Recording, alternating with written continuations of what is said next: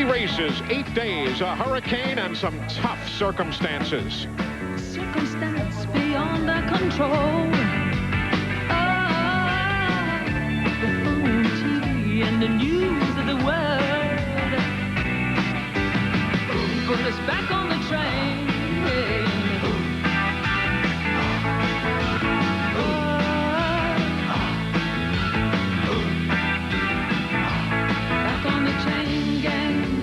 From Nashville, Tennessee to Richmond, Virginia, and on to the granite state of New Hampshire. That's been the schedule over the last 8 days. Today, the NASCAR Craftsman Truck Series sees a bit of a break at the end of a tough run.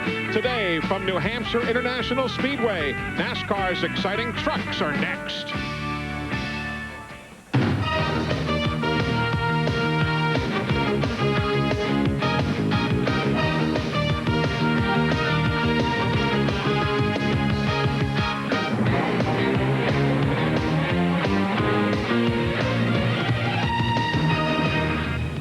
As the field begins to roll, and we're set for 200 laps for the NASCAR Craftsman Truck Series. Mike Skinner and Steve Park sharing the front row. Skinner off the win at Richmond. Row number 2, Jack Sprague and Joe Bessie, his run here today. Joe Ruttman going for Jack Roush, and Bob Keselowski, a great qualifying effort. Brian Refner and the series point leader Ron Hornaday. Nathan Butke, and on down the line, there's Bobby Gill. Good to see him back on the series. Mike Bliss and Dave Rezendes, a winner a couple of races ago. Harry Gant is here, so is Rich Bickle. John Nemechek and Lance Norick in the 94 truck. Rick Corelli, and you see Boris said he qualified that truck for Ernie Irvan, but Ernie will go to the back of the field, hopping in the 28 machine. Kenny Allen and Bill Sedgwick. Rob Rizzo from Trans Am and Doug George. Bob Brevac and Lebanon, Pennsylvania's Bobby Gerhardt sharing the 13th row as the field now is 2 laps away from going green. Walker Evans and Jeff Spraker for the NASCAR Busch North Series. Kenny Bouchard, great to see him making his debut in a truck. And Mike Hurlburt bringing out the field to its full 30 truck starters. Normally, we would be showing you a number of nice in-truck cameras, but the way those machines work is that the signal is bounced up off a helicopter that hovers overhead the racetrack.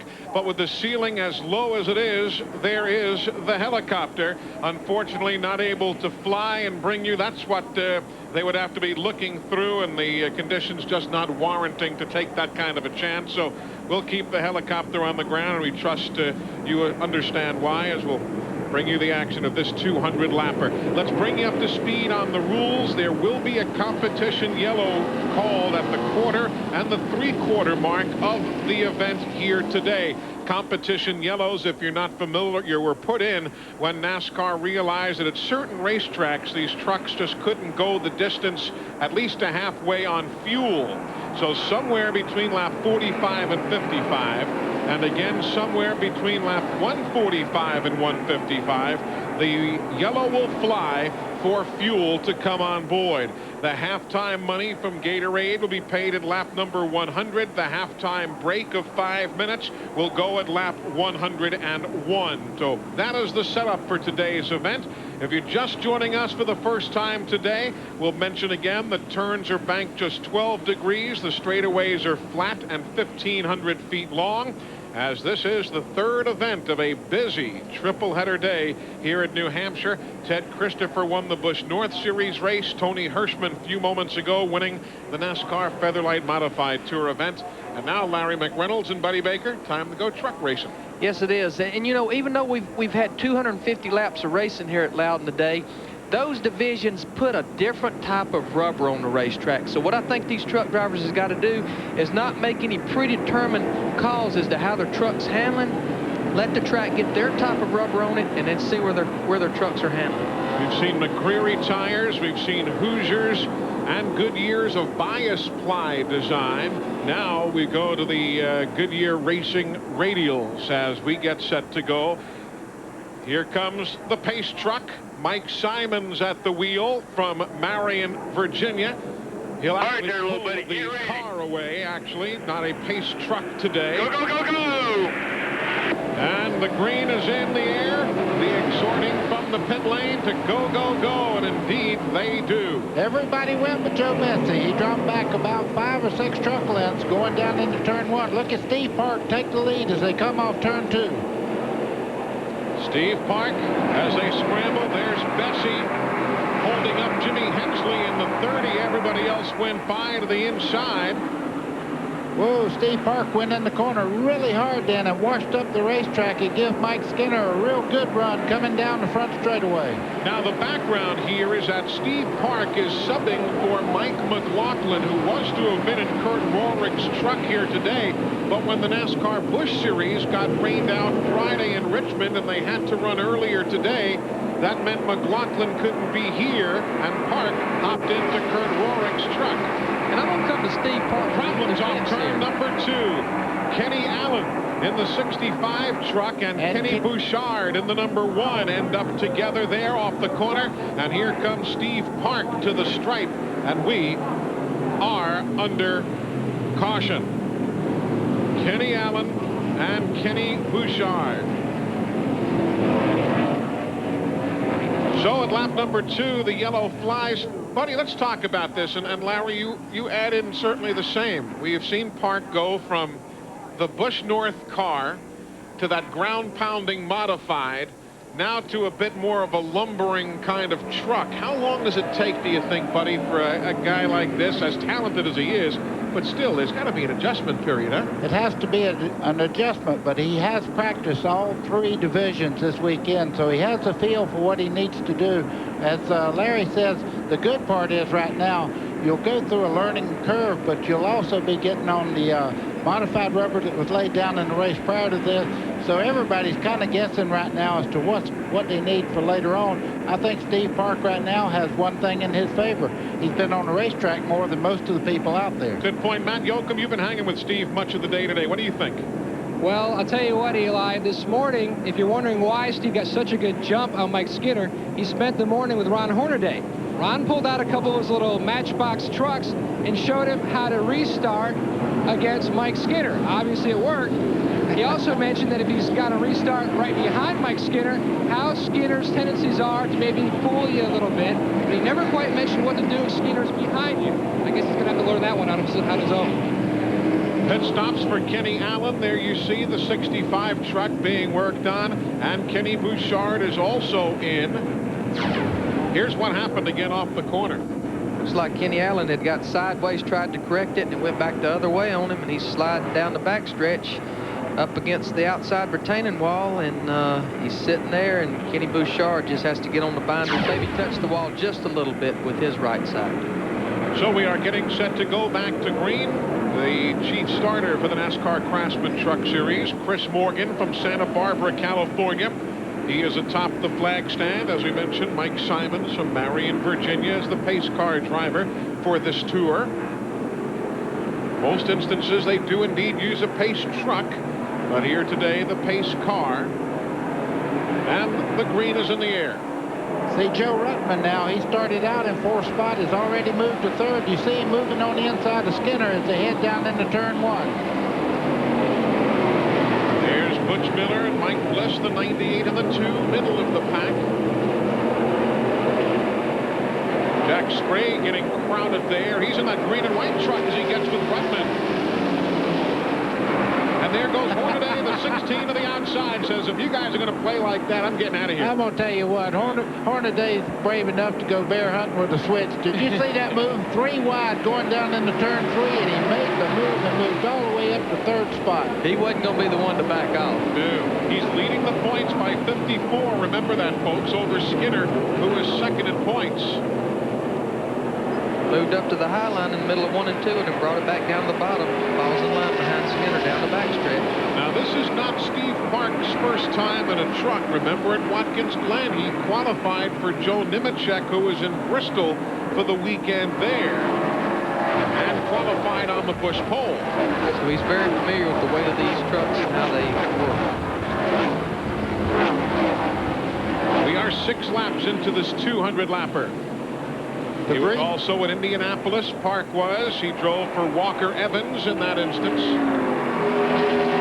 See Joe Ruttman there. He was tagged just a few seconds ago. There's a little bit of contact, but I think his truck's okay as they go by lap truck as they go down in the corner there. You can see Mike Skinner coming off the corner there. He's got good drive, but right now I don't think he's quite as fast as our leader. There is Ruttman having moved around Brian Ruffner. How about your Winston Cup driver, Ernie Irvin, having to go to the tail end of the field because of the driver change?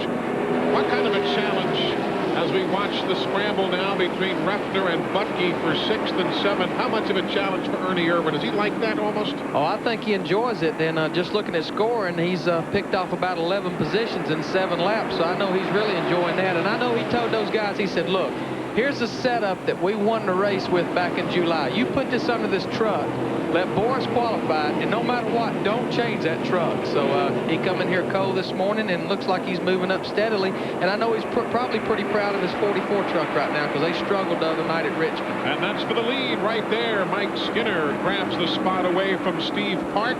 He will take over the lead here at lap number 9. So our first lead change of the afternoon for the NASCAR Craftsman Truck Series. Mike Skinner shows the way in New Hampshire. Mike Skinner leads for the NASCAR Craftsman Truck Series here at New Hampshire International Speedway. Welcome back, Eli Gold with Larry McReynolds, Buddy Baker, Glenn Jarrett, Matt Yoakum, the entire TNN Motorsports crew here for this big triple header of racing.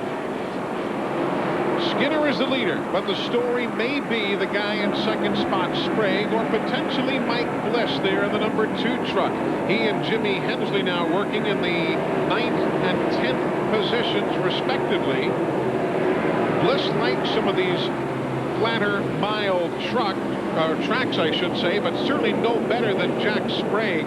Sprague, he's in that green and white Quaker State truck right there. He is going for a sweep of the Series 1 mile tracks. He already has wins in Phoenix, a win at Nazareth, Pennsylvania, a win at the Milwaukee Mile in Wisconsin back in July. So he'd like to sweep up that whole package here today. Eli, what a great break for Steve Park. He's running against 3 of the best in the truck division, and there's some talk that he is going to move into this division for next year. He can sit there and watch what 3 of the best of all times in the trucks, how they run around the racetrack and what they do to really get an advantage. Well, Steve, this is what, the 4th of 5 events that are being run on tracks where this series has never run. They've yet to go to Las Vegas later in the season. But as far as being on this racetrack in these kind of vehicles and these trucks, nobody has any more experience than anybody else.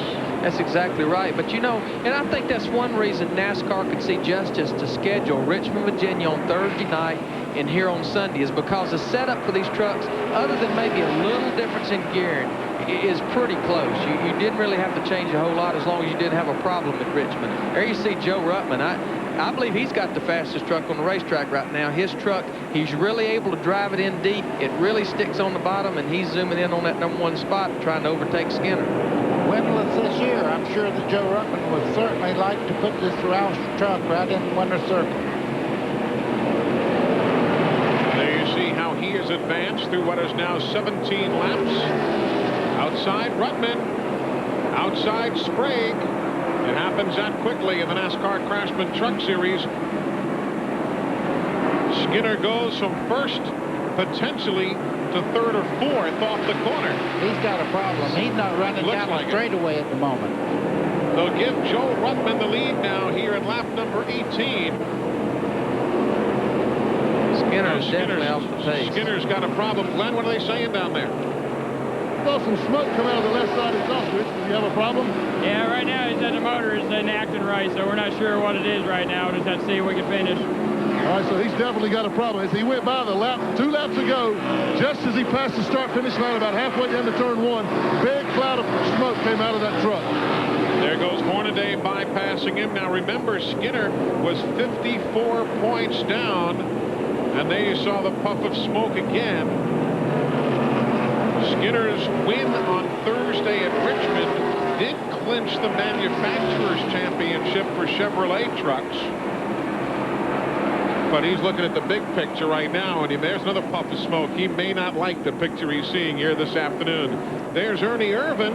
He's up to 15th spot now, Larry Mack. Yeah, his truck's definitely working good. I was watching it a while ago. It's working right on the bottom. Seems to be working about like we had the Winston Cup car working in July. He's hanging right against that yellow line. Biggest thing, I told him last night, you just got to show patience. You got 200 laps to get to the front, and you're going to have a good truck, and you're going to have to bide your time and pass. Don't push the envelope too hard. How much input do you have on these trucks? Even though the trucks, in the case of Ruffner and Ernie in particular, don't come from Robert Yates Racing. Obviously, you care about the man. Do you have any involvement, hands-on or otherwise? Not really, but again, I keep stressing the word team. And, Ernie's got some good people working on his truck. He's got Jay Smith, the crew chief, and a lot of good guys working over there. Brian Reffner's a hands-on mechanic on the truck. But, any way we can help Ernie's truck team, Dale Jarrett's Bush team, that's just part of complementing the whole package of the Dale Jarrett, Ernie Irvan, Robert Yates cluster. And anything we can do to help them, and likewise they do the same for us. There is Ernie challenging Butch Miller right now in 13th spot. Glenn, why don't you join this conversation, because you're in a racing family in a situation. Well, I just got a question for Larry. Now, we've already heard his comment a while ago about how well Ernie listens. He really listens to you when you tell him stuff like that? Well, I don't think so. He don't look like he's showing a lot of patience right now. He's closed in on Joe Bessie, Ernie Irvan has, moving up to the 12th spot. Mike Skinner has brought his truck to the attention of the crew, and it sounded real sick, Glenn Jarrett, when it came down the pit lane. That's not a pretty sound. You may not be able to hear me, Eli, for the noise that the truck's making. They've tried switching ignitions.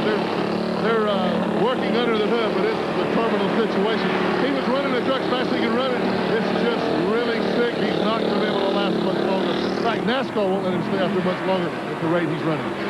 I got a weed eater to sound just exactly like that at home. And I imagine my weed eater's got about as much power as that 3 truck does right at the moment. That's too bad.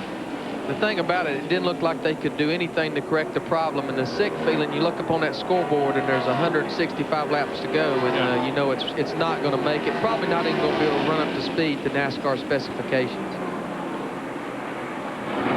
There's Ernie Irvan in the 28 truck making a move inside of Nathan Butke. That's up to 8th place right now for Ernie Irvan. Again, if you're not familiar, Ernie, of course, in Richmond yesterday, winning the NASCAR Winston Cup race.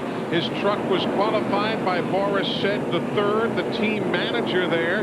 And then when Ernie came in late last night, early this morning, when did you guys get here, Larry? We laid down at 3:30. I set my alarm for 5:30, and I said, why bother? But that's why Ernie had to go to the back of the field as he took over the driving chores from Boris Said III. And there is Ernie Irvan in the 1-800-COLLECT truck. Well, it's good that Ernie's listened to everything you told him about not running too hard right at first. He's all the way up to 8th place now, and I mean, he must be a half a second quicker than any truck on the field right now. If they were to have a caution, he would be right in the thick of things, I believe. Eli and Buddy, this is the same tire that we run here on the Winston Cup cars in July, and it was an awesome tire that Goodyear brought here. We run our left sides almost 200 laps. Now, the variable is a little bit different surface, especially in the upper groove of the corners. Don't know that that's going to play a role in it, but Ernie has a good feel for this tire as well as for the setup for this racetrack. And, of course, that was a race that Ernie Irvan won, as you saw right here on TNN Motorsports. There he is moving in on Mike Bliss now in the number 2 truck. No change up front, if you're curious. Joe Ruttman, for the time being, is pulled away by 10 truck lengths on Jack Sprague, so you're missing nothing of the battle for the lead. Honestly, there isn't one right now, so we're watching Ernie Irvan make his way closer to the front, closing on Bliss. As good as Ernie's running right now, track position is so important here. Although he's moving up through the field, he's almost a half a lap back of the leader right now. That's the thing, every time he has to contend with some traffic, Ruttman out there in clear sailing, he's just putting more distance on Ernie and these guys, and Ernie's just going to have to take them one at a time. As he moves around Bliss there on the outside, coming through 3 and 4, that should move him up to 6th position. The full field standing, you see, being brought to you by the original vent visor, the most practical accessory for your truck. You know something? 53 weeks from now, we're going to be back here. This is going to be the time span for the second NASCAR Winston Cup visit to New Hampshire, mid-September of '97. I wonder if Ernie and you, I bet you there's going to be some notes learned from today as to what kind of differences there are between July and September at this racetrack, because we'll be here for a Winston Cup event this date a year from now. I'm sure we'll learn a lot from it. Again, as I mentioned just a few moments ago, a little bit different surface in the corners. He'll learn for a feel for that, but it looks like the setup for this truck that we used in July is working good here today. But we're looking forward to coming here twice to Loudon next year. It's an awesome facility. The Bears has done a great job. Eli, the one thing we have to tell the fans is even though Ernie and those guys are back a half a lap right now, they're going to have some yellows here in a little while, competition yellows, to bring these trucks in. Whoa, that got burned right there. Yeah, it did. No more perfect. I was 4 in a row without saying it. $1. Anyway, what I'm saying is they'll have a competition yellow, and that'll bring everybody right up together again. And yeah, they're shooting at me up here, guys.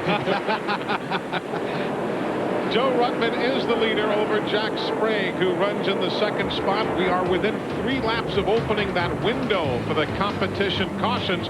We'll talk about them in a moment. Brought to you by the new Dodge. We're thinking ahead. Welcome back, everybody. The lead battle has tightened up as Joe Ruttman has been caught by Jack Sprague. The reason, in part, is because that truck, the 44 of Brian Reffner, spun moments ago, and some were expecting a caution. Here's what happened after Ernie Irvin had just passed him. Reffner, it's the 44 there. You see the back of the truck start out as he turns, come off turn 2 there. Man, he's along for the ride, but watch this great catch here.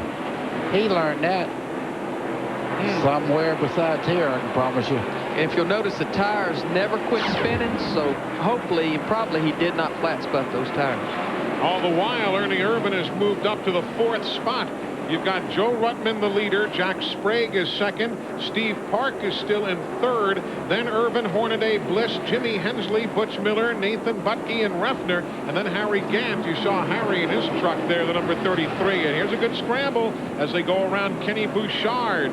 But no chance for Sprague to make a pass. Well, Jack's been working, trying to catch back up to Ruttman, and you can see he's right on his tailgate now.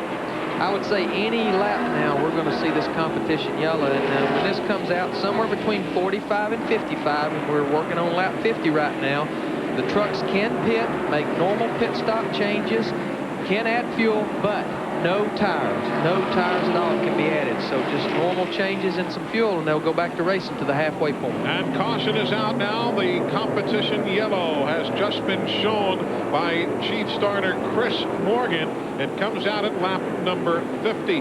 Let's mention those of you who might be tuning in right now to see Bill Jordan's Real Tree Outdoors.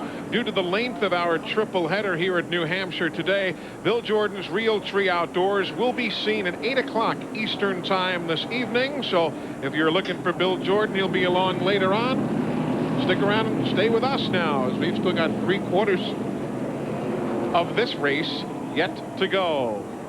Competition caution. Who do you think wanted to see this the most? Ernie Irvin. All right, you win. Right answer. Yeah, Ernie's been awfully strong here today, starting at the back of the field. It was funny, Larry came in this morning, we ought to tell you, at the production meeting. He said, I think Ernie's going to miss the drivers' meeting because they got in so late. And he said he'll probably just snooze right through it. But heck, he's going to have to start at the back anyway, so why not? There's Jack Sprague in for service from his crew. If you're new to the series, as Dennis Conner goes to work on that truck, if you're new to the series, you don't have to really hustle during this pit stop. You will come back out onto the racetrack in exactly the same position that you came down pit road, unless you happen to go a full lap down. But if you come down the pit lane in second, you take extra time, you go out in ninth, you'll still line up in second place. The great part, look how many people are working on this truck as it sits in the pits here. You don't have to bring 15 and 20 crew members to pit these trucks, and when they're in an event like this, you can bring 4 or 5 good people here and do all the work, and it really cuts down on expense. It really does, and I think that's one of the great thing about the truck series is it does give these guys a chance to adjust the trucks if they're not quite on track with the setup, and again, cuts down on expenses. You don't have to bring the hot rod tire changers and the jack men, and really helps the owners of these trucks. So we are under this competition caution. It is the second yellow flag period of the afternoon. We come back with Joe Ruttman, the leader at New Hampshire, right after this. Going back to green, that is George Miller, father of our producer, Pam Miller. We've shown Tim DeRoyne, our cameraman, driving his modified earlier, and got to show the producer's dad working on Doug George's crew here today. Green is in the air, and Joe Ruttman leads him back to turn number 1. Most of these teams made some chassis adjustments, although the tire specialists during those cautions seem to be really hanging around the right front of these trucks, Larry. Well, it looked like they checked the air and all the tires on the truck, but this place is atrocious and known for building right front air pressure, meaning it's normally the truck will push here, so they let some air out of the right front. I'm sure it looked like that happened on most all of the trucks. Speaking of atrocious, look at the contact there as they come off turn 4. Steve Park got right in the right side of Sprague's truck. They all save it and continue on. Here comes Ernie Irvin out of the outside of Hornaday. That's going to be a battle. You got Mike Bliss there watching. Which one am I going to follow? Is that you personally or the collective you? That's the battle for the lead. Sprague has the inside on Ruttman. Joe has led since the 18th lap, but he'll yield the lead here at lap number 55. So Joe Ruttman drops to second.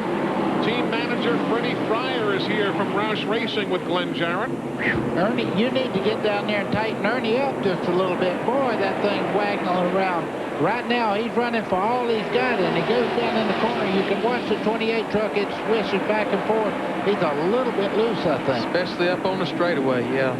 That's 5th spot right there. Bliss and Hornaday. What's Fryer saying to you there, Glenn? Well, that's Freddie. Freddie, I saw you take one piece of tape off the truck, the only adjustment you made, but that wasn't chassis related. Joe said that the Roush Ford was real good all the way around the racetrack, but the oil temperature was about 10 degrees hotter than we like to see it, so we pulled a half piece of tape off. Looks like it takes him a few laps for the truck really to start working well. That's correct. It does. It takes 2 or 3 laps for the truck to get really hooked up. I think we'll be okay. I'll guarantee you he thinks so because they didn't touch anything but that little piece of tape. 56 laps complete. This is a 200-lap race as opposed to our 2 earlier races today, which were 125s. This is a 200-lapper. Setting it for you, there's Sprague and Ruttman. Park is 3rd in that Pennzoil truck. Ernie Irvin 4th. Mike Bliss is 5th. Ron Hornaday, the point leader, is 6th. Butch Miller is 7th, and the first Dodge truck, Jimmy Hensley, is in 8th. Nathan Butke 9th. Brian Ruffner runs in 10th. Harry Gant is 11th. Dave Resendiz in the QVC truck is 12th. Joe Bessie is 13th. Bobby Gill 14th, and Rick Corelli runs 15th. Others on the lead lap are Bill Sedgwick and John Nemechek. They are 16th and 17th respectively. Those 17 trucks on the lead lap average speed of 104.328 miles an hour. Good scramble there for 4th spot. Bliss and Ernie Irvin. Now, before they stopped, Ernie just went right up to Mike Bliss and went right by him. Right now, Mike Bliss looks like he's just as fast as Ernie. I think maybe they might have loosened Ernie's truck up just a little too much. And you know, buddy, you saw that Ernie was a little bit loose a while ago. And one thing about the characteristics of this racetrack and the characteristics of this tire, if you ever abuse the tire, sometimes it will not come back and perform for you like it should. 59 laps on the board.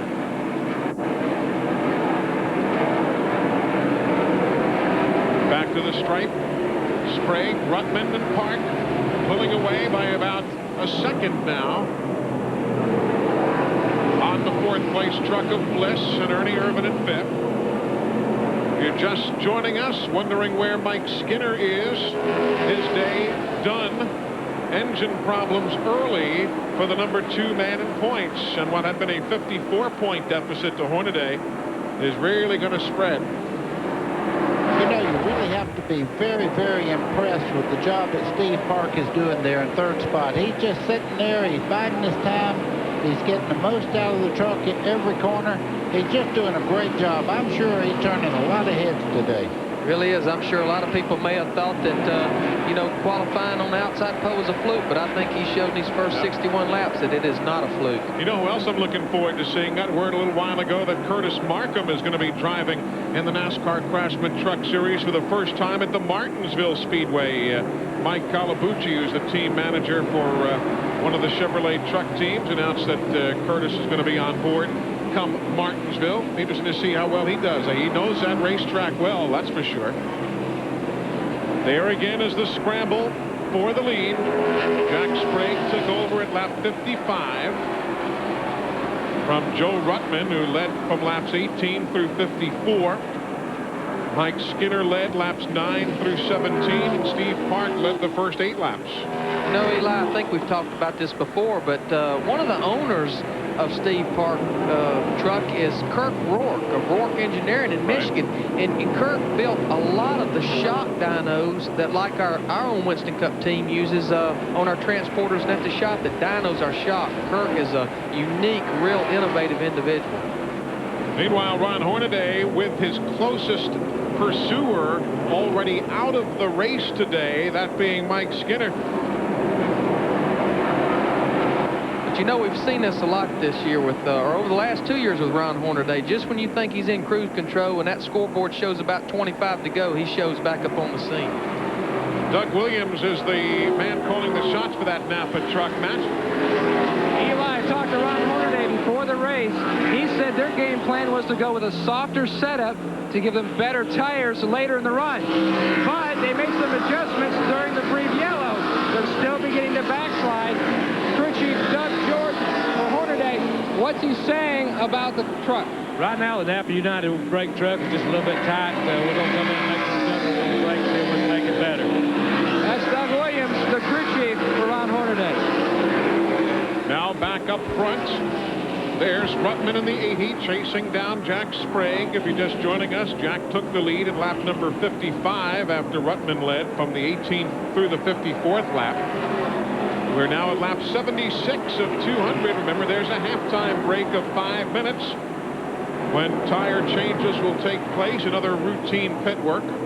You know, you're seeing one thing right now. A lot of the trucks are beginning to push as Ruttman takes the lead down the back straightaway. Around Bobby Gerhardt, they just make them the meat in the sandwich, if you will. Let's see if Ruttman can hang on to the inside. Well, Ruttman's there. You see him closing in right on by. His truck was just like a rocket ship around the bottom of that corner. So at lap number 78, Joe Ruttman reassumes the lead, and there's old Ernie Irvin in the 28 chasing down Bliss again. That's the 4th place battle. Well, what I think's happening now, the tires are really coming back in, and the trucks that were really loose a little while ago, the racetrack's coming to them. The tires are beginning to push a little bit, and I think Ernie's getting a better setup right now than he had when they started back on fresh or cooler tires a while ago. You know, that's the way our Winston Cup car acted in July. And again, I keep saying that his truck is set up a lot like that car. We was better on long green runs. We was not good on the short sprint runs, and that may be what he experienced a while ago, like when Mike Bliss got by. Around Bobby Gerhardt they go. Same guy that the other fellows, Ruttman and Sprague, split a short while ago. Around Rich Bickle in the Richard Petty-owned Dodge truck. Rich is now a couple laps down, back in 20th position. 79 laps on the board. Of course, later on this year, you'll be seeing the NASCAR Craftsman Truck Series again here on TNN. We'll be with you in Bakersfield, California. Good name. Good name. Bakersfield. Yes, yeah. Sir. You're going to lay claim to that, are you? I'll hang tight. Up front, no change. Although Sprague would like to reassume the top spot, we are at 80 laps of 200. We're back in a moment. Brought to you by Pep Boys. 26,000 items at the guaranteed low price. Tires and service too. Everything but gas.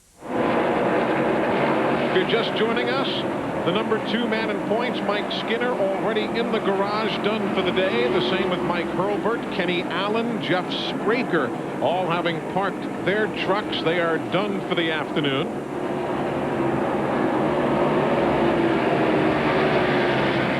The lead was held by Steve Park, then Skinner, then Ruttman, then Sprague, and now Joe Ruttman again. There you see Butch Miller battling with Resendiz. Give Butch Miller 8th and Resendiz going back to 9th.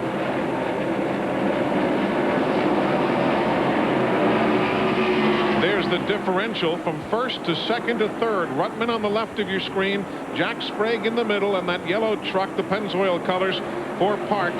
So basically 1,000 feet from 1st to 3rd, equidistant among all 3 trucks. And again, these guys have got 9 laps till they get these fresh tires. They know there's no sense in pressing the envelope too hard, because if they take the lead or right on the guy's bumper, it's going to be washed away here in a few laps when this caution comes out. We saw Rick Corelli just going a lap down. Haven't heard much on the High Plains Drifter today, the winner at Bristol earlier this season. But he just goes a lap down. He's a 17th place truck. You know, one incentive, though, that I am overlooking, that to lead lap 100 is that Gatorade halfway money. So there certainly is an incentive to lead lap 100. $1,000 for the Gatorade halfway challenge. That goes to the first truck across the line at lap 100. Larry, I was watching the 80 truck go in the corner. He's actually putting the left side down on the flat part of the racetrack to make a little bit of an adjustment, getting in the corner that the truck is not exactly perfect, but he's dropping under the yellow line, getting into the corner to make it turn a little bit better. That's exactly right. You know, a lot of times if a truck's not turning, you get it down on that flat part of the racetrack, that'll make the truck go ahead and make the truck turn. Rich Bickle goes the race leader, Ruttman, as we check in with Glenn Joward on pit road. Well, guys, we're down at Mike Bliss's pit, and he wants a set of tires real bad, but we got a big crash up in turn 1. That's right. Problems in the corner. Harry Gant's truck is up against the wall. Rob Rizzo, that's he on the right of your screen, the Trans Am racer who spun 3 times at Watkins Glen in his truck a few weeks ago and still came up to finish 6th. And there you see the 15 of Bobby Gill also involved. Caution at lap number 94. Doug George, he backed straight across there. I mean, he was very lucky. Look at the contact down the front straightaway from Nathan Bucky on Gerhardt as they start down in turn 1. Looked like everybody got it straight. Whoa, there you go. Hang on, Harry. Sedgwick got through there and relatively unscathed. Harry took a pretty good ride. He did. He was up in the air there. The right side of the truck was all the way up. There you see the problems that Rob Rizzo has from North Providence, Rhode Island, who, as we said, is a Trans Am racer trying to go roundy round racing. We're back in a moment to New Hampshire. Let's take a look at some of the halftime numbers for you. The mid-race report brought to you by Duraliner Bedliners. Duraliner beating the leader is tough in the halftime mid-race report. There you see the lead changes between Steve Park, Skinner, Ruttman, and Sprague. And the trucks that are in the garage, Jeff Spraker, Kenny Allen, Mike Hurlbert, and Mike Skinner. Well, who's got the upper hand? What do you think, guys? Of course, you don't know what kind of changes we've seen here at halftime. One thing we have right now, we have a tremendous amount of trucks that are a lap down. There's only 13 trucks in the lead lap, so when this thing starts back, there's going to be a lot of people trying to get back in the lead lap that are on the inside groove here, and they're going to, one thing you can't do, you can't jump the lead man when he comes towards the green flag, so it's going to be tough to make up a lap right at it. We're getting set to go here, and Resendiz remains on pit road. So the QVC truck in the 9th spot will be giving up the position here as Resendiz cannot answer the bell to start the second half of the event. Green flag is in the air. Remember, the halfway money has not yet been given out because we were under caution at the break. So 5 green flag laps from now is when the bonus money will be given away. Ruttman and Sprague. Here goes Sprague. Jack says, I want it. Down into turn 3, you can see Ruttman trying to get back on the bottom. Look at Ernie Irvin coming there in the 28 truck. Steve Parks in the yellow Chevrolet coming off there, the Pennzoil Chevrolet, as he comes off turn 4. Sprague still in the lead. Looked like Ernie might have found out just how deep you could drive these trucks getting into turn 3. Jot that one down for future reference. Let's go to Glenn Jarrett. Well, guys, Steve Park, along with Joe Ruttman, didn't change anything but 4 tires and got fuel. Park did have a little bit of a blister on the right front. It was in the center of the tire, so they think it was just air pressure, so they've adjusted that. It wasn't too bad of a blister. Now, we're in Dave Resendez's pit. The reason he couldn't answer the bell, Eli, a broken valve spring on the right side of the engine. Former driver Ernie Cope, who now works for that team, up under the hood there, working furiously, trying to get Resendez back out there in the battle. And how about that scramble? 4th, 5th, and 6th with 3 wide across the racetrack there for a moment. Ernie had just about slid back almost to 7th by those 3 guys. Again, it just seems like it takes 2 or 3 laps for Ernie's truck to get going, and now he's back and forth trying to run down those leaders. See Ron Hornaday there in the 16 truck, just behind the 28 there of Ernie Irvin. He's still washing out a little bit, but he is driving very hard into the corner, and I think he might be creating a little of his own problem by trying too hard getting in the corner. I think we've talked about this before. There's one thing you'll never be able to accuse Ernie about, and that's not driving in deep enough. Same thing with Ron Hornaday right there. But he'll lose the spot to Refner this time by. So swap 5th and 6th around, Refner to 5th and Hornaday back to 6th. And Hornaday can really feast today again because Skinner, the number 2 man in points, is already done for the day. Engine problems. He'll finish no better than 27th, 28th position. Next time by, it'll be the $1,000 Gatorade Front Runner Award for the leader after the 5th green flag lap of racing. Would you tell him go on up there and get that money? I don't think he's going to get it from this distance. Tell him you got to make those tires go 95 more laps. Here comes Sprague, the leader, as you watch middle of the field. Sprague gets the halftime break money, if you will. The Gatorade Front Runner Award. Ruttman in 2nd. Steve Park in 3rd.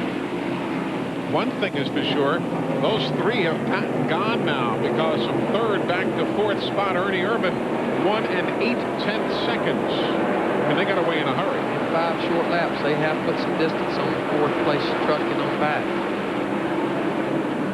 You know who I'm impressed with is Nathan Butke, the number 75 driver.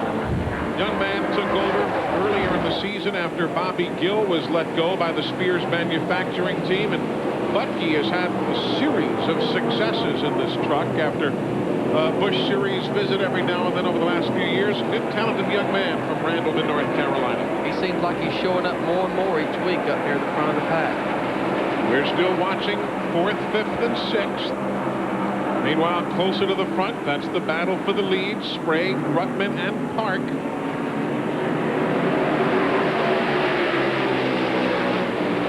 The crew chief on the lead truck is Dennis Conner. Of course, had a lot of success in big track races over the years, in Winston Cup, Busch, and now the Truck Series. Let's hear from him, Matt. Well, guys, they picked up the halfway money. What they really want is the big Sunday money. They fought a tight condition most of the first half. Dennis, obviously the changes you made were the right way. Well, I don't know. Jack hasn't said anything, and you're right. We're looking for the victory with the Quaker State Chevrolet. It's been too long, but we did some changes that have worked in the past, kind of minor. Didn't want to go too far, and probably it helped because Jack hasn't said anything, and we'll just wait till the 3/4 mark and do some more if we have to. He messed around a little bit with air pressure and also changed the left front shock. This is the same truck that he won in Milwaukee. Meanwhile, those 3 trucks have pulled away by 2 1/10 seconds now on 4th place on back. And again, when Dennis Conner was saying the 3/4 mark, remember there is a competition caution flag that will fly somewhere between lap 145 and 155. So that's part of the strategy that will inject into the remainder of this afternoon's event. We're at lap 109 of 200. And indeed, life does begin when you get to the track. Joe Ruttman trying to make the inside move against Jack Sprague, who has led since lap 101. Couldn't do it that time. Meanwhile, Glenn, before that caution, we were talking, or at least you were about to begin speaking about Steve Park, who had dropped back just a bit. Yeah, Eli, I was talking to Kurt Roaring, the truck owner, and Kurt, looks like the truck is coming to you just a little bit, but you've had a few problems today. Yeah, we've had a few. I mean, actually, Steve jumped in at a moment's notice for us this week when Mike McLaughlin couldn't make it. He's given the PENNZOIL precision gear truck a real good run. It was a little loose off the get-go in the second half, but it's coming to him now. He's going to give it all he's got. Pretty good shoe out there, isn't he? I tell you what, he's a very impressive young man. I mean, he's got the likes of Ernie Irvin parked on his rear bumper right now, and he just handles it with all the calm of a veteran. Well, we're going to watch him for a while. He is definitely fun to watch. Let's see how calm he stays right now as Park in third has Ernie waiting to get by in the 1-800 collect truck. All of those trucks are tied together or battling for position, including Mike Bliss there in the number 2. He is in 5th, as you see. And now Ernie's truck seems to be running pretty well right now, Larry. I was watching him in the center part of the corner. He seems to have gotten rid of some of the problems he had when they first come out from the halftime. He seems to be just as fast as anybody right at the moment. His truck's definitely working a little better right now. There you see him able to pull it back down to the bottom coming off turn 2. Tires got 33 laps on them, and it seems like maybe this is when his truck really starts working. Let's not leave Nathan Bucky out of that. He's also battling for position. Here goes Bliss now for 4th. Couldn't do it. Almost lost a spot. Boy, both of them lost a little bit of time to the lead trucks there. They went in the corner there and almost made contact. Ernie had to swerve to the high side. Mike Bliss had to kind of counteract there. You can see Nathan Bucky going by Mike Bliss as they go down in the corner. Oh, and here comes Butch Miller. Tough break for Butch. He had backslid to 12th the lap down and is now heading to the pit lane for an unscheduled stop as we're back up front. You know, same thing happened earlier. Those guys started battling amongst themselves, and the front 3 pulled away by, at that point, about 5 seconds. And at least for the moment now, it seems they're going to try and ride and catch up again. Glenn, what's the thought from the Roush pit area? They got to be pleased with Rutman's ride.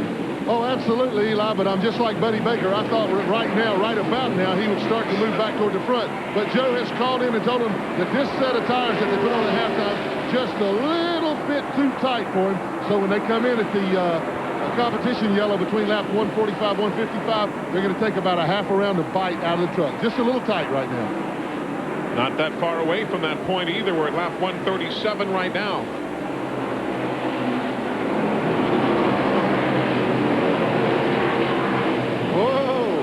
I'd say that Mike Bliss wanted to go by Nathan Bucky pretty bad there. He leaned right into him. You see Bucky go a little high, and Mike Bliss went right on by. He's scooted by. Ernie pulls away a bit more. There's your full field standing update being brought to you by the original vent visor, the most practical accessory for your truck.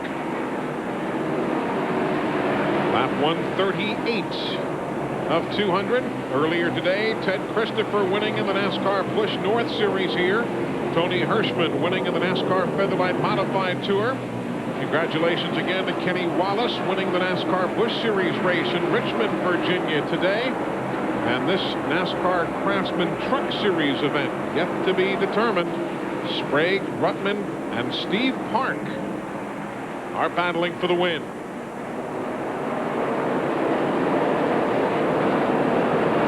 Lap 138. No one challenging for the lead right now.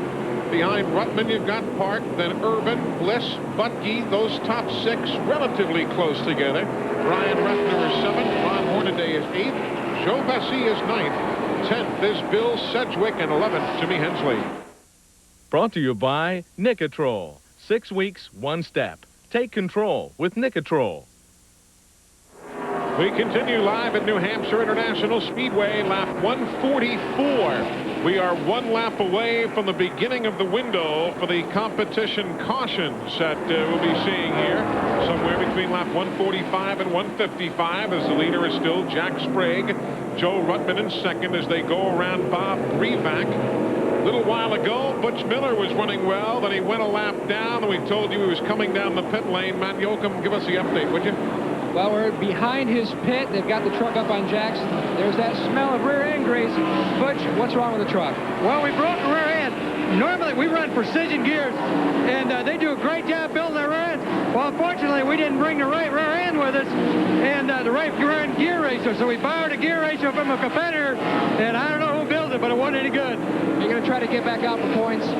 Pardon? Are you going to try to get back out for points? Absolutely. We're getting towards the end of the year. We got to get as many points as we can. Let's go back upstairs.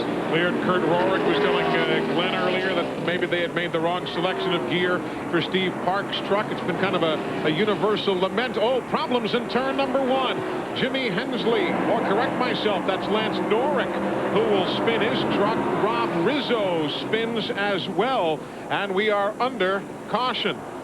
Lance Norrick, and for the second time today, Rob Rizzo, lap 147. Spin in turns 1 and 2. There you see the Rizzo machine.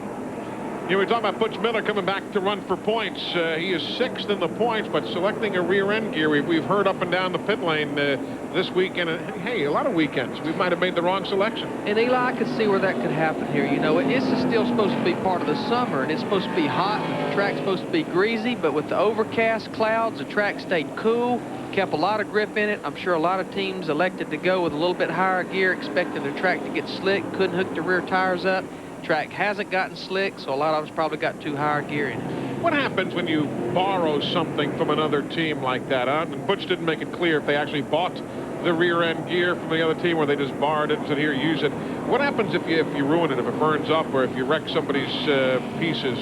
You're on the hook for that, or is there a gentleman's agreement otherwise? How does that work? I think in most cases, you know, if you borrow something and you use it during the race and you don't have a problem with it, you pay to have it serviced back to the condition it was when you borrowed it. If you borrow it and it tore up, whether it's your fault or the team you borrowed it from's fault, you replace it. Yeah. You replace it. Interesting. There's Lance Norrick's truck. He and Rizzo spun up in the corner. You can see Lance Norrick was in a lot of trouble. He got into Rizzo as he was trying to go by on the low side, but Lance was in trouble way before he got to the corner there, all the way sideways, going down into turn 1. Rizzo just didn't have anywhere to go. Now here comes the field. They'll be heading down the pit lane. They are going to take the competition caution at lap number 148, just tacking it on to this 5th yellow period of the day, with Norrick and Rizzo having spun up in the corner. So this is going to be the competition yellow. Chance to give your truck the once-over. Give it a fill-up of Unocal Racing fuel. This is pretty much it, Eli. This is the last adjustment you get to make. What you got here, that takes you to the end. You can see a lot of them adjusting the air pressure on the tires right now. Even air tank is out there for Ernie Irvin as he sits in the pits. Everybody's making those final, just tweaking it. That's a little more than a tweak there. Yeah, there's a little bit more. Matt Yoakum's on the scene. Jack Sprague just pulled away. He got half a turn. One pit up is Ron Hornaday Jr. They're letting some air pressure out, and they took some wedge out because his truck is still pushing. Let's go a little further up here road in Glen Cherry. Well, I talked to Freddie Fryer. In fact, I stood here and watched them adjust Ruttman's truck. They went to the left rear, took 1/2 round of bite out of it. We're going to walk back here to the 2 truck of Mike Bliss. He's got serious problems. I think he's still blistering tires. They're working on the right front again. NASCAR has once again, I think, allowed them to change the right front tire because it's blistered. They just haven't been able to seem to hit the right setup on that truck. But Ruttman told Freddie Fryer when he pulled out, I think that's it. I'll be ready to get him now. Well, we'll find out from Joe Ruttman, who led earlier in the day, but it's been Sprague, that man, in the 24 truck, who has led since lap 101. Ernie Irvin back in action here today after winning in Richmond, Virginia last night. There is Ernie in the number 28 truck running in the 4th spot, but now we're down to the nitty-gritty. 151 of 200 laps on the board. Watch the story. Sprague is the leader. Then you've got Doug George as the buffer truck. Between 1st and 2nd place, Joe Ruttman. Ruttman is in the 80. Mike Bliss had made a run on Ernie and then got trapped behind the truck of John Nemechek. Now he's still trapped behind the truck of John Nemechek as Brian Refner and several other of them move by. Little scramble, oh, problems, middle of the field. That's Nemechek going around. No caution, no caution. Second time John Nemechek has spun today. Did you see how close the 16 truck of Ron Hornaday come to getting into that wreck? He was very lucky to have a lot of racetrack on the right side to go by. Doug George at 21. He is a lap down right now. And there goes Ruttman trying to get around the lap traffic and bring Steve Park and Ernie with him. Let's take another look at what happened to John Nemechek. Going down in the corner, got below that yellow line. Truck looked like it maybe broke loose, and he actually touched the left rear of Brian Refter. Tried to correct it, spun it around, and everybody just kind of red butters it. Reaction of Butke and Hornaday to get around, too. That's what makes these athletes so good, atop from having the guts to get out there at 140, 150, 200 miles an hour, the hand-eye coordination to react that quickly. That's what separates them from the rest of the lot. Look at this, though. Everybody has caught up with Sprague now. It looked like Joe Ruttman has really got his game together right now. Steve Park is running so well, going down the back straightaway into turn 3. Great scramble for the lead. By the way, those of you tuning in hoping to see Buckmasters at this point because of the length of our triple header here today on TNN, Buckmasters will be seen in its entirety at 9 o'clock Eastern time this evening. So stick around, watch the rest of this race with us. About 45 laps in the finish as you see what remains of Rob Rizzo's front end. You could see Ruttman taking a look on the inside of Sprague as they went down the back straightaway there. I think these trucks are very even right now. It's the man that wants it the most. The 18 truck, he was looking inside, looking outside. Now he's going to try the inside line. Powers he goes underneath Ruttman. Nice move. Nice move for Park. Didn't have the kind of day he was hoping for in either of the first two events today. The Busch North or modified events. Wouldn't this be something, though, if he takes it to the house in the NASCAR Craftsman Truck Series? It's not been since 22 races ago at Richmond in 1995 when a non-series regular last won an event. Terry Labonte did it in that instance. Look how close they're going through the corner here. I'm telling you that Steve Park is all the way up. He's making a move on the inside of Sprague down the back straightaway. Joe Ruttman's right behind him as they go off into turn 3. Here goes Park trying to grab the lead for the first time since lap number 8, and he does it, bringing Ruttman with him. So Sprague will lead from 101 to 157. Steve Park will take it at 158. As with engine failure, Harry Gant has just taken his truck to the garage area. So Harry will join Jeff Spraker, Kenny Allen, Mike Hurlburt, and Mike Skinner in the garage. Gant done for the day at lap 158 of 200. You see Steve Park there move over to the left side to kind of cut off the angle on Joe Ruttman, but I believe Joe Ruttman has a little quicker truck down the straightaway. It's going to be exciting all the way to the finish now.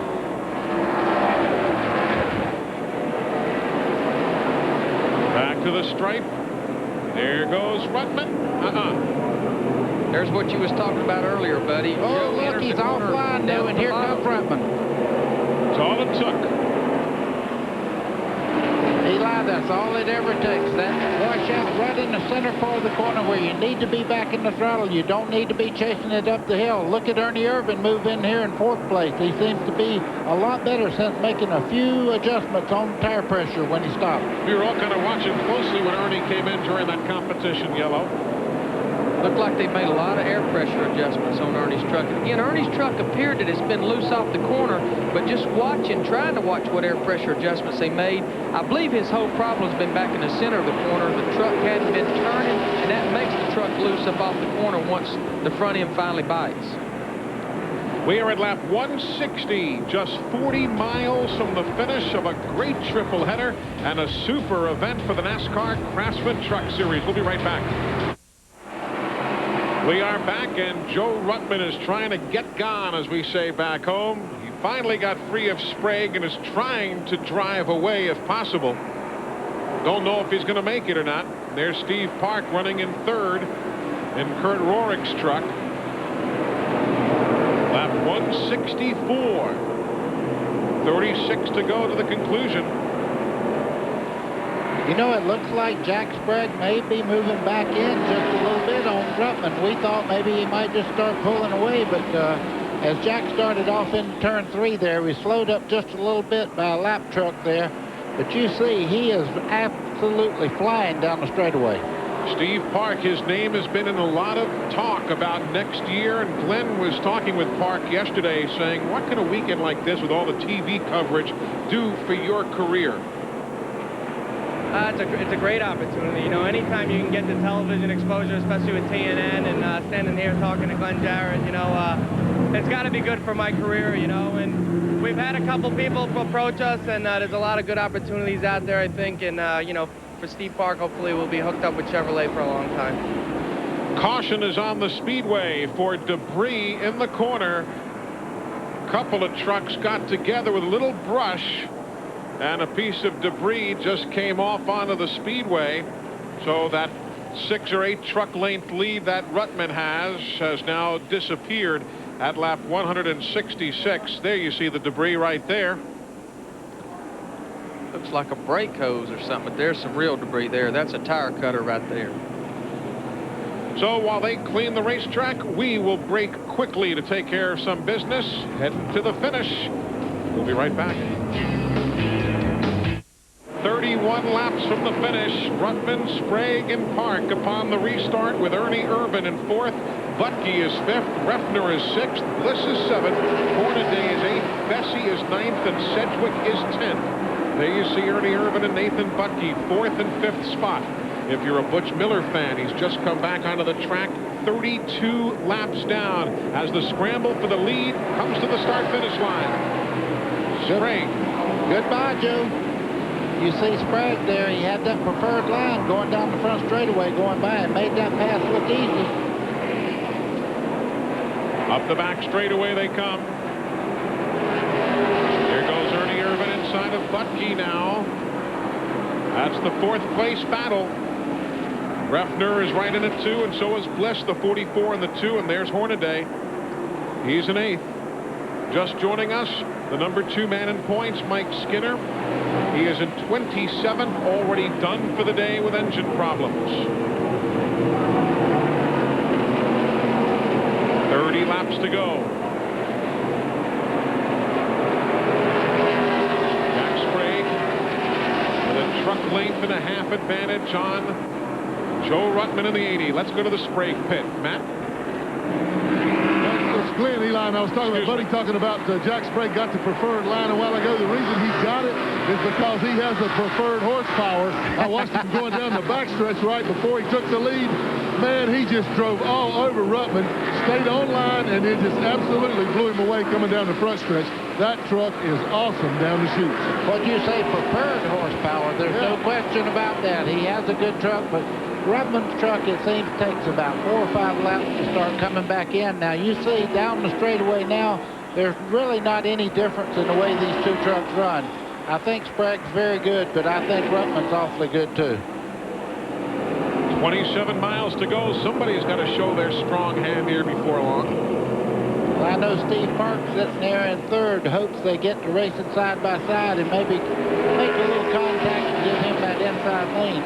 Ernie Irvin backsliding a bit. Butke has gone by. There's Bliss in the 2, trying to work the inside against Ernie. It would move Ernie back to 6th if Bliss can get by him.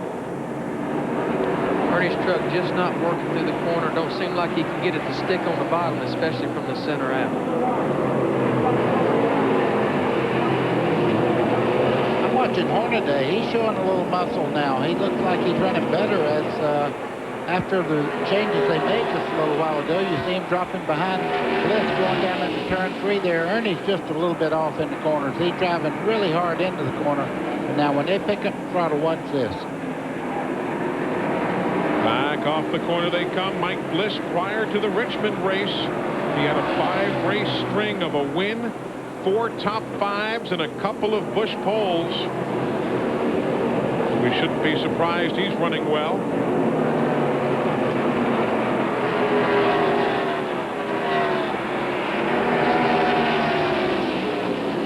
Butch Miller has just taken his truck to the garage. He is now done for the day, making him the 6th truck to retire. Here's Hornaday. Came awfully close to the wall. Looked as though the right rear might have just rubbed the wall coming out of the number 4 corner. We'll have to try and take a look back and see, but looked as though he might have just brushed the wall with the right rear. Let's take a look again. Of course, we're seeing the left side there, which is unblemished. Let's take a look and see what happened with he and Ernie. Oh, I guess he did. Yeah, now does he ever hit the wall? Went up and just tagged it just a little bit. Sure Seen did. the concrete fly. Just looked up and saw a little dust flying. Lap 182, 18 laps to go. People at home. Oh, and he gets by to the outside and nearly runs into the wall again. That time he and Refner. He swung to the outside to get around Corelli's truck.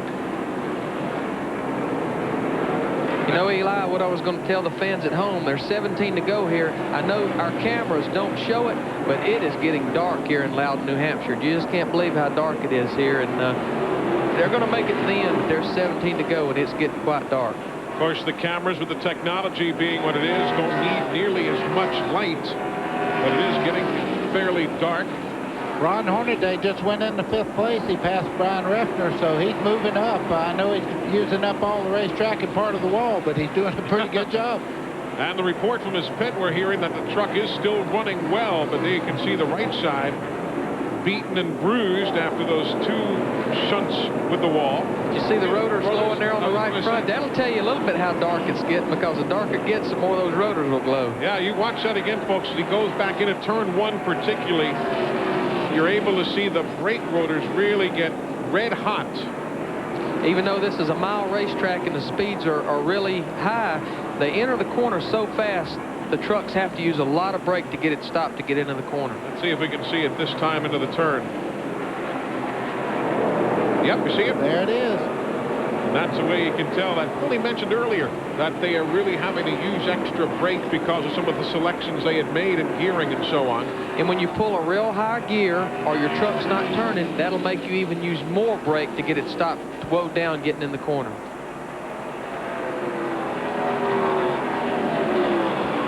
Up front, Jack Sprague, Rutman, Steve Park. Around they go past Bill Sedgwick, putting him a lap down. He's in the 11th spot, Sedgwick is. They're going to catch a few lap trucks in these final closing laps, and that, as always, at a short track can play a role in the outcome of the event. Just where one catches the lap truck or the other one don't. Larry, what you try to do in a situation like that, if you're leading, you try to pace yourself where you get to the corner of the racetrack where you can get by and the guy chasing you cannot make the entrance into the corner just right. Exactly. In the way, and I'm sure Sprague has watched Rutman in his rearview mirror for a number of laps. He knows Joe's truck really works good on the bottom of the racetrack. He's going to have to protect that inside line. Right there is where Sprague's really working. He is going down that straightaway like Glenn said just a second ago. Hendricks really builds some pretty good horsepower in all their motors, but this Jack Sprague, he's won nearly, well, he has won every mile race they've had this year. He's won at Phoenix, Nazareth, and Milwaukee, all 1-mile tracks, trying to make a sweep of it here today. Lance Norrick has just gone to the garage, an exhaust system problem, so he will head to the garage area, and there you see where your favorites are running. This field standing update brought to you by the original vent visor, the most practical accessory for your truck. It'll be 10 laps to go next time by. It should be a good 10 laps. Nail-biting time. I'll guarantee you one thing. Rutman's not backing off any. He's driving deep down into turn 3, as you can see, closing 3 or 4 truck lengths as they go off into turn 3. But Sprague is back in the throttle, and when he gets back in it, that truck is awesome. Jack Sprague was second at Homestead. In addition to all those wins we told you about, there's the 8th place battle. Joe Bessie and Brian Refner. Bessie's acquitted himself well today. He really has. He stayed on the lead lap. He's been back there racing hard and hanging out in the top 10, looking for a good top 10 finish. And for you Dave Resendes fans, Dave is finally taking his truck to the garage here.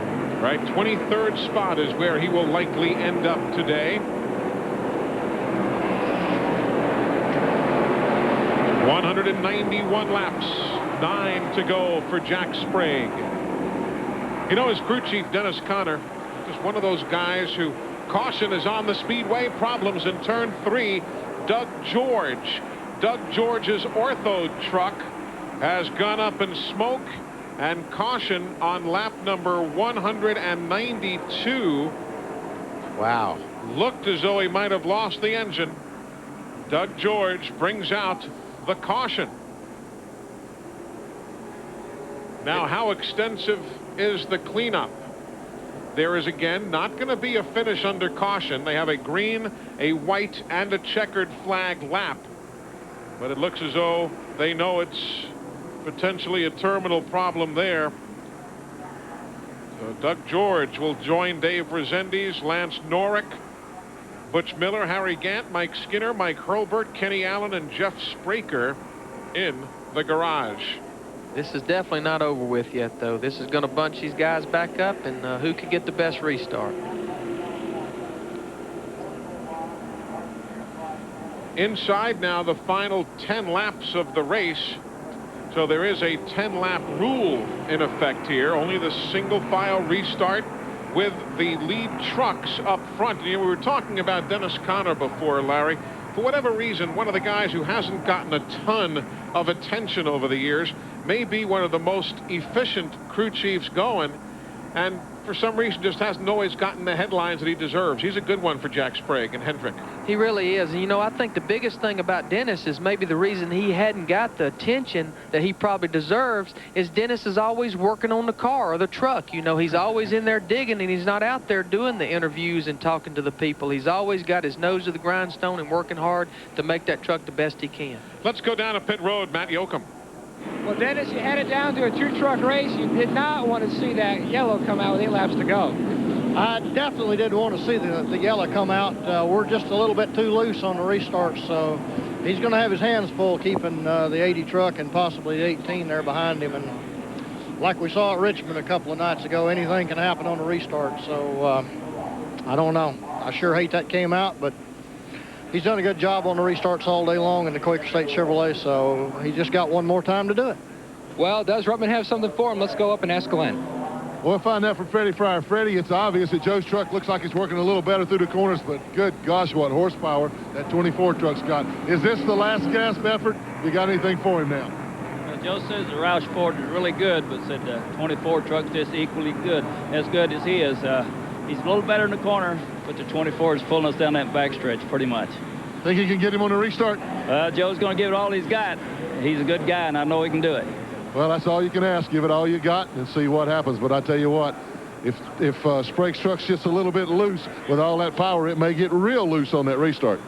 So that's the update from the pit lane. Lap 193, the caution is still flying. And again, remember that after track cleanup here with what appears to be a lost engine for Doug George, regardless of the lap count, even if we exceed 200, it will still be a green flag, a white flag, and then the checkered flag laps. Eli, with 3 to go, I tell you a truck that has really been good these last few 10 or 15 laps, and that's the truck in 4th place, Nathan Butke. He has really been strong. Don't know if he has enough laps to get to the front, but it's going to be interesting to watch him too. But we had talked about him, what, an hour and a half or so ago, saying how well this young guy has done over the period since he took over from Bobby Gill. Well, he had closed in there, and he was running Steve Park down. Whether he has the truck to do it right now, I don't know. But on hot tires, he was definitely gaining on the lead truck. All right, folks, here we go. It'll be lap 197 of 200. Jack Sprague trying to make a sweep of the 1-mile tracks on the tour this year. Here we go. Quick jump for Hornaday. Hornaday there, too. Coming down the outside. You can pass on the start like that on the outside. Definitely what he did was legal. Before you cross the start-finish line, once the green flag's out, you can pass to the right-hand side. Sprague trying to pull away. Ruttman stays with him in that white Jack Roush truck. Here comes Hornaday. Here comes Hornaday to second. Here goes Hornaday to the lead. Did we not talk about this about 100 laps ago? Is he brave or and what? Jack Sprague and Hornaday get together. Oh, and there goes Butke hard into the wall. Hard into the wall goes Butke. Caution flag is on the Speedway. Caution on the Speedway at lap 198. Just remember, we cannot end under caution, so when they do get this wreck cleaned up, we will get a green-white checkered, whenever it may be. We'll take another look. You just got a view of Butke's truck shooting out of the pack of traffic. Let's see what happened. Bliss is behind Bliss is him. right in the rear of him there. They made a little bit of contact. That shoots Butke head on into the wall. What a hard impact. He really hit hard. Hopefully everything's okay. I did see him moving around in there and take the steering wheel off just a second ago, so I think he's okay. A major league hit into the wall, though.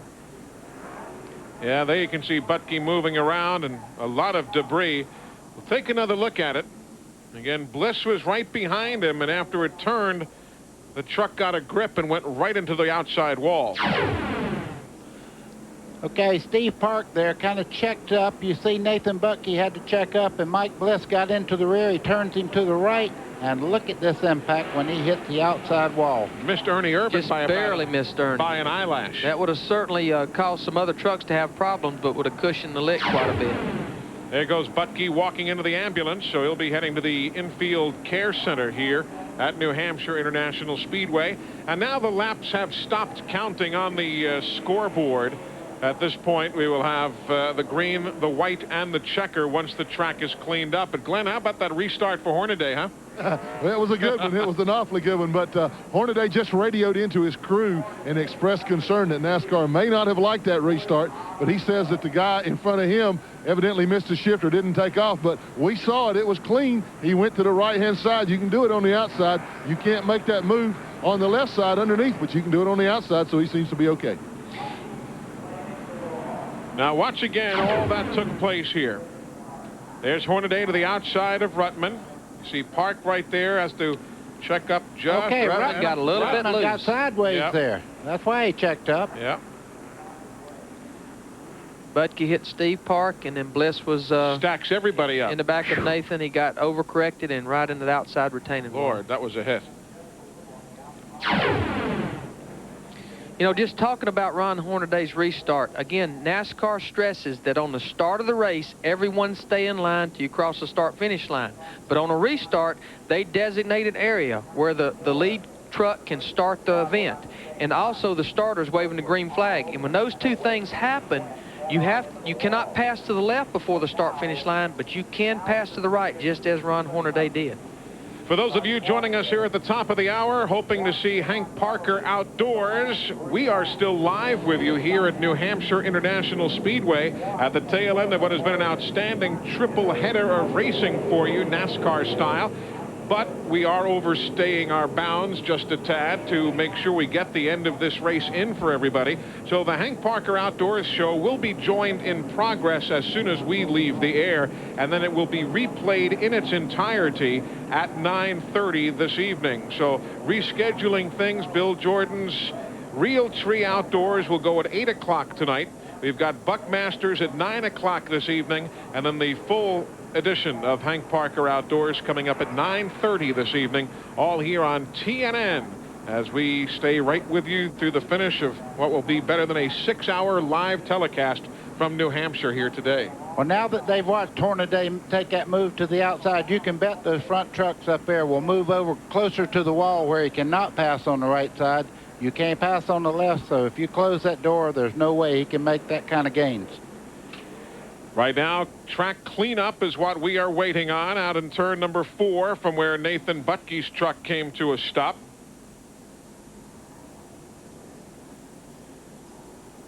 Of course, once the track cleanup gets done, we will have a green flag, then the next time around the white flag, then the next time around the checkered flag.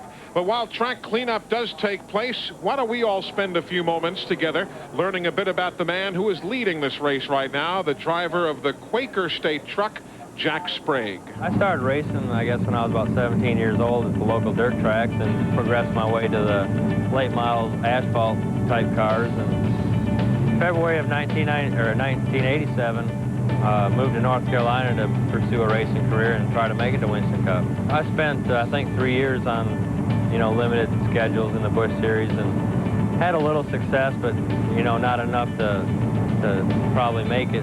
It was hard. It was frustrating, just never getting in the right situation or being in a good situation. And things not work out right or just for whatever reason. And it got to where it was pretty discouraging.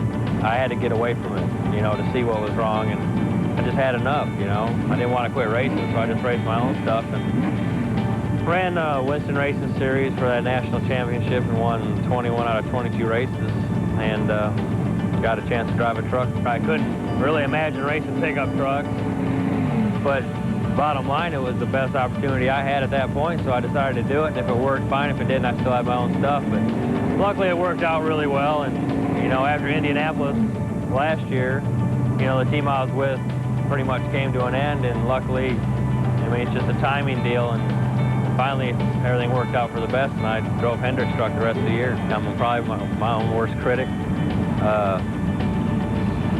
You know, as far as I'm concerned, the team's better than I am, and it's hard for me to, I can't sit here and tell you I'm great because I don't think I'm great. I was hung on racing so hard for so many years and had tunnel vision for it that I've missed a lot of years of my family and my life. But since my daughter's come along, and racing's not #1 to me anymore, you know, she is, and it basically helped my racing. I never thought it would, but it did. It made me realize that I don't have to do this. You know, it's not the most important thing in my life.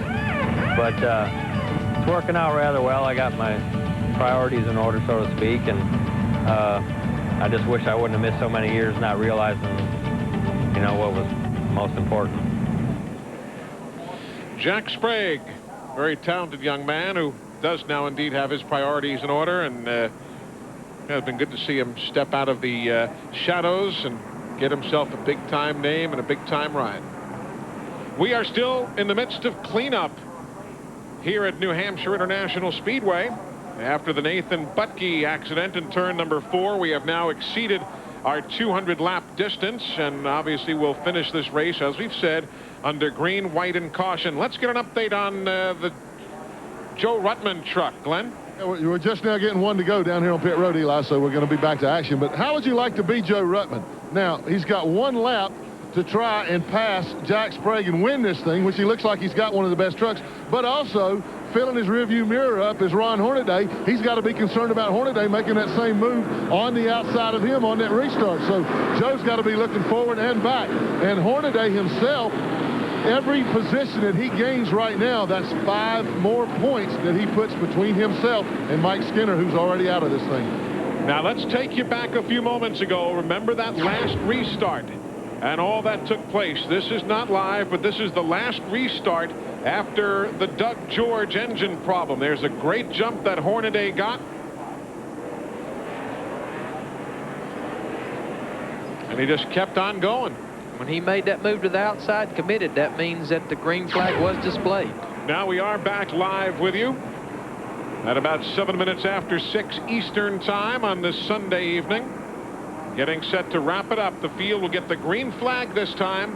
They'll come around and get the white flag, and they'll come around and get the checker, and this baby will be in the books. All right, let's see. Sprague's got a pretty decent-sized lead right there coming off the corner.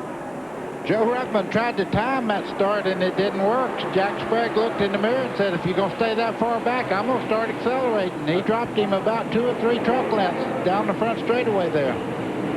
He'll be coming to the white flag this time by. Here comes Ruttman. Got a good run off turn 2. Hornaday not quite in the picture like he was on that last restart. Here goes Ruttman for the lead. Coming to the white flag, Ruttman trying the outside. Okay, it's down to this. Who's going to run fast down this front straightaway? We talked about horsepower. White flag. Joe Ruttman going for his 3rd career win in the series. Sprague has the inside. Here comes Hornaday into your picture now. This is for the win. Look at this truck go down that back straightaway. Jack Sprague is strong, but Ruttman fights back to the outside. Here they come. One more series of turns. Sprague gets into Ruttman. Here comes Hornaday. Hornaday to the inside. Hornaday is going to win. The series point leader takes the checkered flag in New Hampshire. Holy cow. Wow, unbelievable. Here you have Jimmy Hensley against the inside retaining wall on the front stretch. Why am I not surprised after 6 hours today? What a finish. What a finish for the series point leader. And remember, Skinner is going to come home in 27th spot. Is that ever going to spread the series point standings just a bit, at least as far as Skinner is concerned? Hornaday wins it all. I'm still rubbing my eyes. That actually happened. Hornaday looked like he was out of it. A little contact going into turn 3. He drives to the bottom, goes by the front 2 trucks. What a win. That was remarkable. Let's look at that. This one's worth another look. Maybe a couple. There's Ruttman on the outside. You see the 24 get a little loose. He touches Ruttman on the quarter panel there. Watch the evasive action that he takes there. Hornaday drives down on the flat part of the racetrack and accelerates off turn 4. There is Hornaday heading down the pit lane. Doug Williams, watch this all unfold, Matt. Doug Williams, they don't get any wilder than this one. I'll tell you what, that was a sweetheart of a win. Well, Doug Williams is climbing on top of the Napa truck, joining the rest of the crew as they're heading to victory lane. What a finish, what a win, and what a day here on TNN Motorsports. We're not leaving you yet. We're going to head to victory lane and sort this one out with Ron Hornaday when we come back to New Hampshire in just a moment. What a finish. Time for us to head to the Chevrolet victory lane. One car company has won more races in the history of NASCAR. Genuine Chevrolet. Glenn, it's all yours.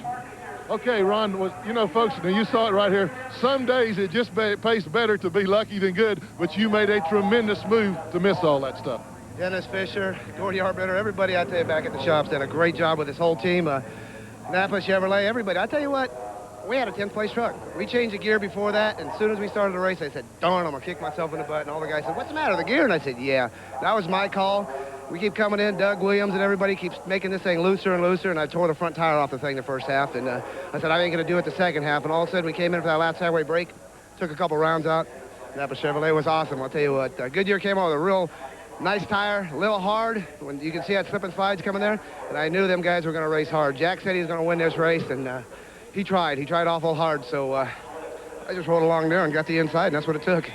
Ron Hornaday, a great win for him here today. He's on the way to that championship. Big lead over Mike Skinner now, Eli. 147 points over Skinner, 171 over Sprague. As we take a look at the finishing order, there you see how it finally shook down. Joe Ruttman comes home finally in 8th spot after the action up in the corner. Jimmy Hensley in 9th and Bill Sedgwick in 10th. Taking you a little bit further back, there you see the top 20 of the 30 who ran here today at New Hampshire International Speedway, and taking you all the way back, those who had problems or went to the garage area here fairly early. Larry McReynolds, congratulations again on the win yesterday for you and Ernie. Thanks for joining us. Buddy Baker, Glenn Jarrett, Matt Yoakum. It's been a busy day. Our congratulations to all 3 of our winners today. Ted Christopher in the Busch North Series, Tony Hirschman for the NASCAR Featherlight Modified Tour, and that man Ron Hornaday, who survives to win the NASCAR Craftsman Truck Series. For the entire TNN Motorsports crew here in Loudon, New Hampshire, I'm Eli Gold. Thanks for spending your 6 hours of this day with us. We'll talk to you next week. So long, everybody.